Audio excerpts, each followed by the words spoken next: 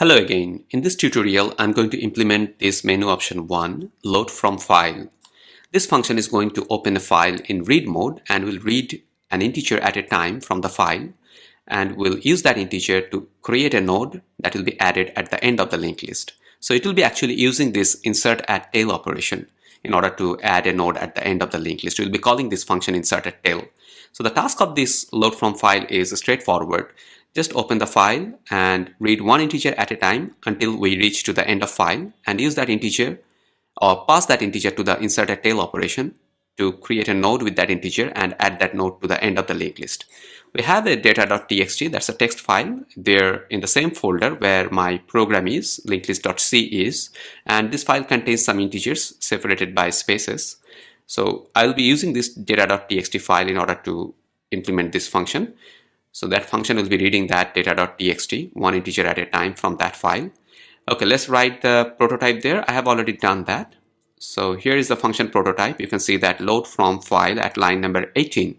The first parameter is, as usual, the address of the list object, and the second parameter is character pointer. That's the name of the file that we are going to pass to this function. And this function is going to create a file pointer with that name. So let's go ahead and do this. Okay, here you go. Now, first of all, what we need is a file pointer in order to read from the file. So file pointer input file, that would be a good name. And we need to call the fopen function. The first parameter to the fopen function, as we know, is the name of the file. So that's the file name that is passed here in this function as parameter. And the second parameter is the operation. So that's going to be the read operation. Since this is a text file, it's going to be only R. Had it been a binary file, it would be RB. So it may happen that the file is not existing. In that case, we need to just have a safety checking there. If input file equals null, that means the file could not be opened. And so we are going to just print an error message there. So file could not be opened. Make sure the file exists.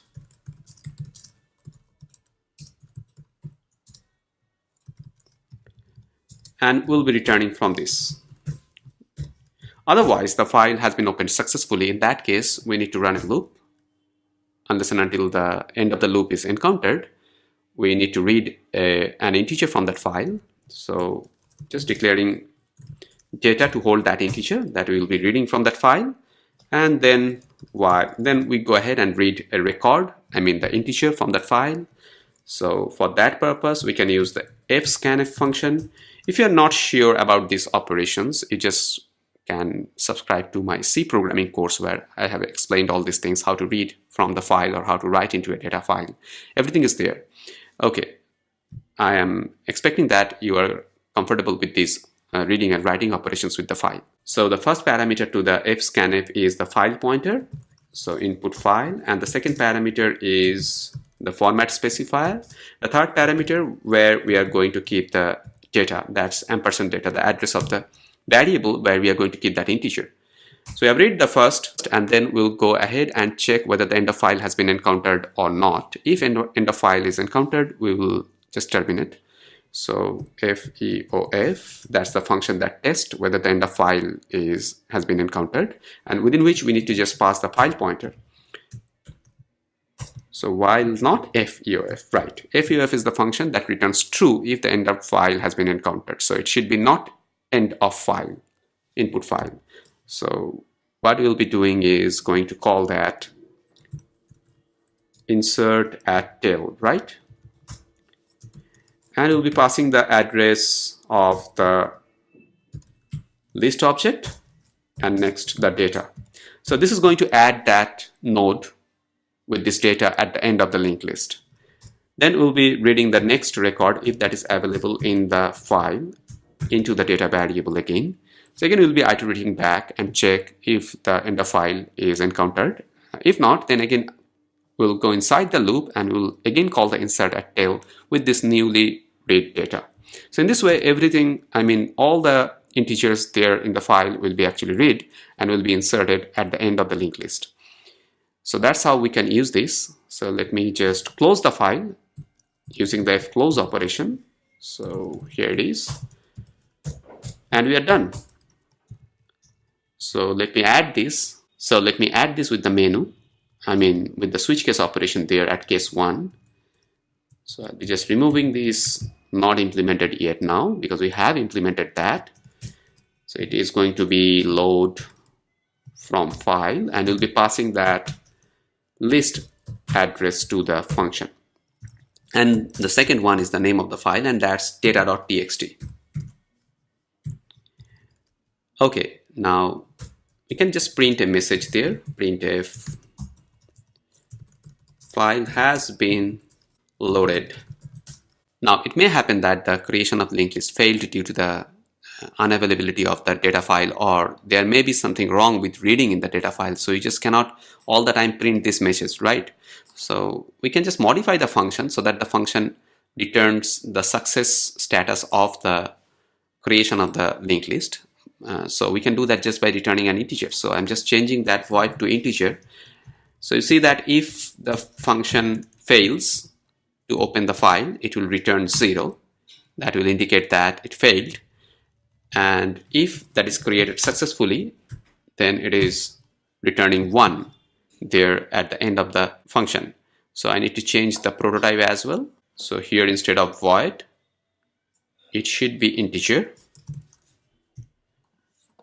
So while implementing this, we have used the success code, and we need to check the success code there. So here, when we are calling the function load from file, I'm having this success variable there.